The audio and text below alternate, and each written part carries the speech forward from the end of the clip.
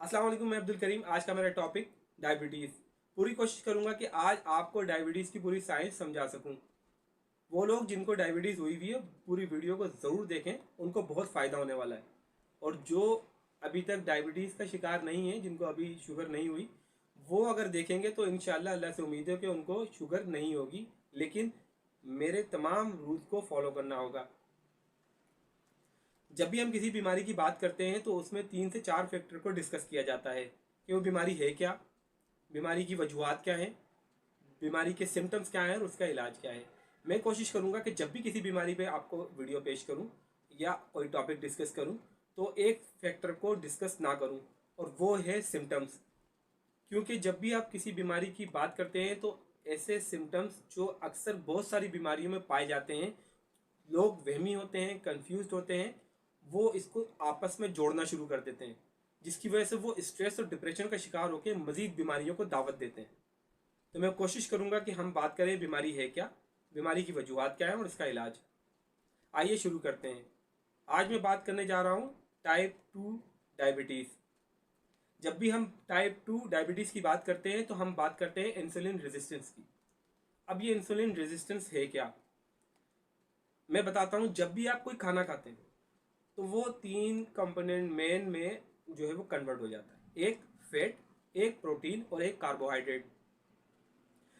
मिसाल के तौर पर कोई शख्स आता है और कहता है कि मुझे हाई शुगर रहती है और मैं चीनी बिल्कुल नहीं खाता, मिठाई बिल्कुल नहीं खाता, गुड़ बिल्कुल नहीं खाता, यानी कि वो मीठे से बहुत दूर रहता है, उसके बावजूद उसकी शुगर हाई रहती है।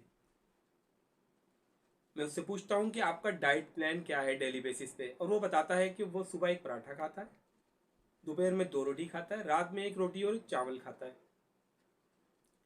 तो मैं उसको बताता हूँ कि आपने शुगर, आपने मिठाई, आपने गुड़ छोड़ के कोई बड़ा कमाल नहीं किया। असल जो फैक्टर है जिसकी वजह से आपको शुगर हुई वो तो आप दबा के खा रहे हैं, और वो क्या है, वो है कार्बोहाइड्रेट। 70, 80, 90% कार्बोहाइड्रेट मौजूद होता है आपके अनाज में। रोटी, जब आप कोई रोटी खाते हैं, अनाज खाते हैं, चावल खाते हैं, या कार्बोहाइड्रेट जिसमें भरपूर मौजूद है, ऐसी कोई डाइट लेते हैं, तो वो आपके मैदे या स्टोमक में जाता है, और वहाँ से वो ग्लूकोज बनकर आपके ब्लड में आ जाता है, जिसे हम शुगर कहते हैं। फिर क्योंकि ब्लड में इंसुलिन पहले से मौजूद होता है, वो उस शुगर यानी उस ग्लूकोज को उठाता है और सेल में ले जाता है। सेल उसको एनर्जी के तौर पे यूज करता है। जब ये काम बार बार हो रहा होता है, आप दबा के कार्बोहाइड्रेट खाते हैं, वो आपका मैदा उसको, पूरी बॉडी सिस्टम उसको ग्लूकोज में कन्वर्ट करता है, खून में आपके शुगर घूम रही होती है, और ग्लूकोज और शुगर आपके खून में बहुत ज़्यादा बढ़ जाती है, तो फिर इंसुलिन उसको उठाता है, सेल में लेके जाता है। एक वक्त आता है कि सेल का पेट भर जाता है, आसान अल्फाज में। जिस तरह आप किसी प्रोग्राम में, किसी शादी में जाते हैं और खूब खाते हैं, खूब खाते हैं, एक वक्त आता है कि आपका भी पेट भर जाता है, और आपको कोई भी अच्छी से अच्छी डिश पेश की जाए, आप कहते हैं बस मेरा पेट भर गया। इसी तरह से सेल भी आपके रिएक्शन करता है, वो कहता है कि मेरा पेट भर गया, क्योंकि ऑलरेडी आपके खून में कार्बोहाइड्रेट डाइट की वजह से खूब सारा ग्लूकोज और शुगर घूम रहा होता है। तो इसी तरह से पेंक्रियाज और इंसुलिन बनाना शुरू कर देता है, और वो और ग्लूकोज को उठाता है और सेल में ज़बरदस्ती घुसने की कोशिश करता है। सेल एक वक्त स्टार्टिंग में कम रेजिस्टेंस शो कर रहा होता है, फिर वो बोलता है ये तो रुक ही नहीं रहा, फिर वो और मजीद स्ट्रॉन्ग किस्म की रेजिस्टेंस शो करना शुरू कर देता है। सेल के अंदर जो शुगर ज़बरदस्ती इंसुलिन लेके जा रहा होता है, वो उसको एनर्जी में तो यूज़ कर रहा होता है, जो उसको पेट भर जाता है तो फिर वो उसको फैट में कन्वर्ट कर देता है। जब वो फैट में कन्वर्ट हो जाता है तो उस सूरत में आप मोटे होना शुरू हो जाते हैं, और मजीद बीमारियों को दावत देते हैं। इसके अलावा जो शुगर और जो ग्लूकोज आपके ब्लड में घूम रहा होता है, उसको लीवर लेता है और कोलेस्ट्रॉल बना देता है, ट्राइग्लिसराइड। मजीद एक और मुसीबत, वो आपकी रगों को मजीद श्रिंक कर देता है, ब्लॉक कर देता है, और हार्ट के पेशेंट बन जाते हैं आप। हार्ट अटैक के चांसेस बढ़ जाते हैं। अब आप गए डॉक्टर के पास और डॉक्टर को कहा कि मुझे हो गई है शुगर। डॉक्टर ने दवाई लिखी, आप घर आए, दवाई खाई, दवाई ने असर किया, आपको मजीद गया, दवाई अंदर गई। अंदर जाने के बाद उसने क्या किया, पेंक्रियाज को मजीद स्क्यूज किया और मजीद जो है आपका इंसुलिन बनना शुरू हो गया। अब जब मजीद इंसुलिन बनना शुरू हो गया, उसने शुगर तो पहले ही बहुत सारी मौजूद थी, ग्लूकोज पहले ही बहुत सारा मौजूद था, और ये ग्लूकोज आपका शुगर खाने से, चीनी खाने से, मिठाई खाने से नहीं, बल्कि आपका आटा खाने से, आपका चावल खाने से, आपके मेन भरी भरपूर पेट भर के कार्बोहाइड्रेट वाली डाइट खाने से ये शुगर घूम रहा है ब्लड में। अब वो इंसुलिन लेता है और फिर वही अपने एक्शन को रिपीट करता है और कोशिश करता है कि वो सेल में उसको ले जाए, एनर्जी के तौर पे इस्तेमाल करवाए। अब सेल का तो पेट ही भरा हुआ है और वो बोल रहा है बस बस बस बस बस। पहले वो लकड़ी का दरवाज़ा लगाता है ब्लॉक करने के लिए, जब इंसुलिन नहीं मानता तो वो लोहे का दरवाज़ा लगा देता है। मतलब ये कि मजीद आपका फैट बढ़ता जा रहा है, लीवर आपका शुगर में से ग्लूकोज उठा के कोलेस्ट्रॉल बनाता जा रहा है और सेल इंसुलिन रेजिस्टेंस करता जा रहा है, करता जा रहा है। आपकी बीमारी बजाय कम होने के मजीद बढ़ती जा रही है, बढ़ती जा रही है, और फिर आखिरी वक्त अब करें क्या भाई? जिसको आप अभी तक शुगर नहीं हुई है, वो तो सबसे पहला काम ये करे कि अपनी कार्बोहाइड्रेट की जो डाइट है उसको फौरी तौर पे मैनेज करें। 90 to 80% आप खा रहे हैं कार्बोहाइड्रेट और आपका फैट और प्रोटीन पहुंचा 20% 30%, कोई मुकाबला ही नहीं है। क्या करें? आपको कार्बोहाइड्रेट को कम करना पड़ेगा, इस डाइट को आपको मिनिमाइज करना पड़ेगा। कितना? 25%, 30%, 35%। आपको प्रोटीन डाइट, वेजिटेबल्स, आपको सब्जियां ज़्यादा खानी होंगी।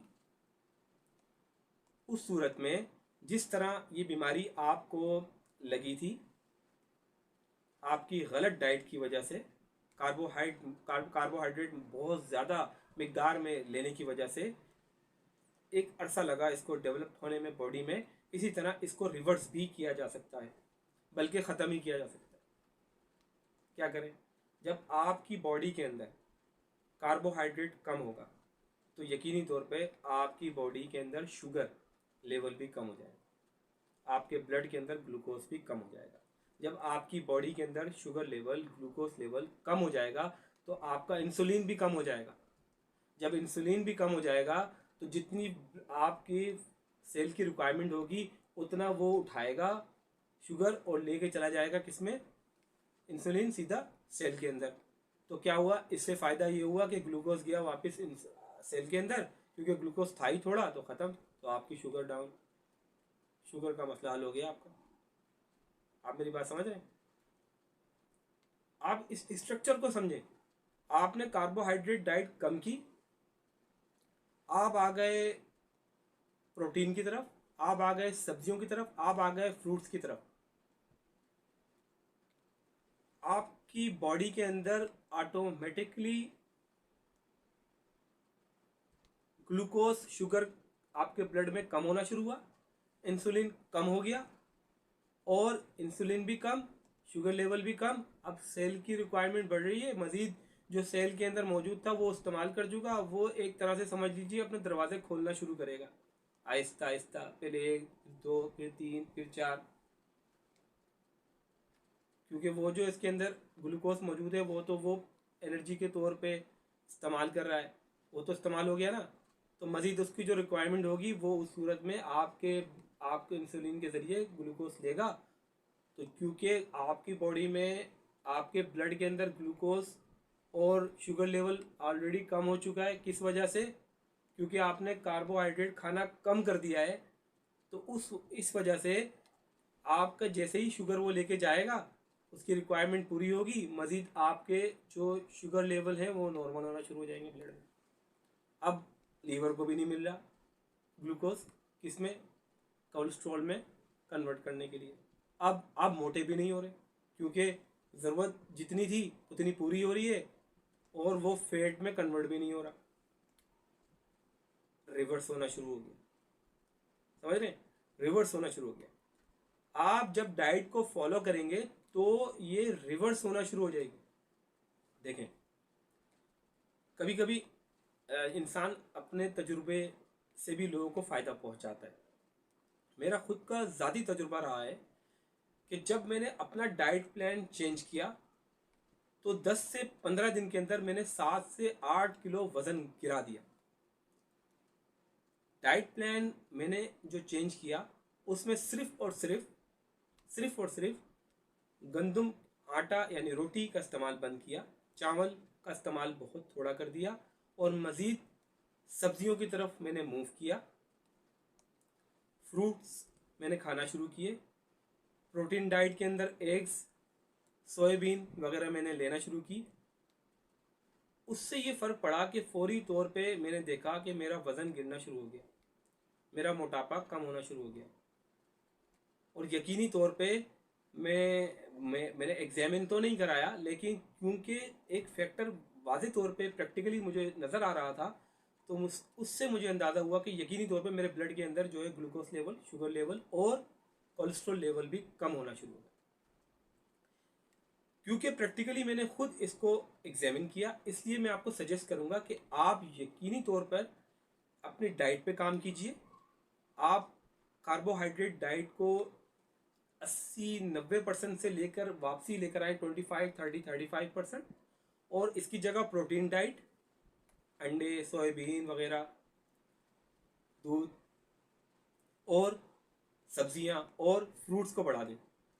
फिर आप देखेंगे वक्त के साथ साथ, अगर तो आप डायबिटीज़ पेशेंट हैं तो आपकी डायबिटीज़ रिवर्स होना शुरू हो जाएगी, और अगर आप नहीं हैं तो इंशाल्लाह आपको होगी नहीं। मज़ीद ये कि जो मरीज़ ऑलरेडी डायबिटीज़ के पेशेंट हैं, डॉक्टर्स के पास जा रहे हैं, अपना इलाज करा रहे हैं, तो वो फौरी तौर पे ऐसा कोई कदम ना उठाएं कि वो अपनी मेडिसिन को बंद कर दें और डाइट प्लान पे आ जाए। इससे नुकसान होगा। ग्रेजुअली, आहिस्ता आहिस्ता आपने ये काम करना है। डॉक्टर से मेडिसिन, डॉक्टर से चेकअप आपका चलता रहे, आप डाइट प्लान चेंज करें।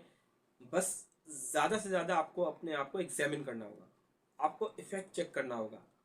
जल्दी जल्दी आपने डाइट प्लान चेंज कर दिया, अब आप अपना शुगर लेवल चेक करें। अब देखें आप जो गोलियां खा रहे थे, दवाई ले रहे थे, उसका इफ़ेक्ट ज़्यादा होने लग गया, शुगर मज़ीद ज़्यादा डाउन हो रही है, तो उसकी आप क्वांटिटी कम करते जाएं। करते करते करते करते इंशाल्लाह एक वक्त आएगा कि आपकी मेडिसिन से जान छूट जाएगी, और अपनी डाइट के ज़रिए से आप डायबिटीज़ को रिवर्स करेंगे, शुगर को रिवर्स करेंगे, और इंशाल्लाह आप एक सेहतमंद ज़िंदगी गुजारेंगे।